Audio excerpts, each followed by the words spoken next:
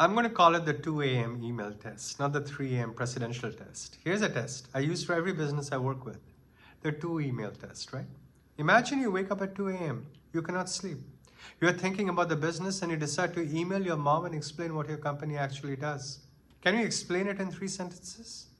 In words she would understand? You know, she's groggy and all that, up from sleep as well. And you do so without any jargon. If you cannot, your business model is way too complicated. And complexity that kills companies. I've seen it over and over and over. Play that out. Companies with 7 revenue streams, 12 customer segments, 5 different pricing models, 3 delivery channels, go on and on and on. They can't explain their own business. Ask 3 execs what the company does and you get 3 different answers. If you can't explain it simply, you cannot run it efficiently. Because every bit of complexity costs money. It costs coordination, it costs training, it costs systems, it costs focus. You know, I was advising a SaaS company about 3 years ago and they had 4 different products and they sold through 3 different channels with different pricing for those different channels or customer sizes. So I asked the CEO, explain your business to me like I'm your mom.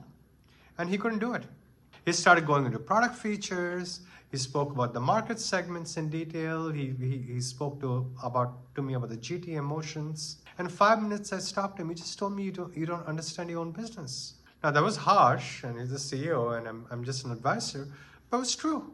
We spent the next 3 months simplifying, killed the 2 product lines, consolidated to 1 channel, 3 to 1, and we simplified the pricing. And revenue, it actually dropped, but the profit went up significantly. You know why? Because complexity was costing them more than those marginal revenue streams were worth. So I kind of use that 2 a.m. email test on every major strategic decision. If this makes us more complicated, we don't do it. So can you explain your business in 3 sentences at 2 a.m.? If not, you've got work to do. Simplify. Always, always simplify.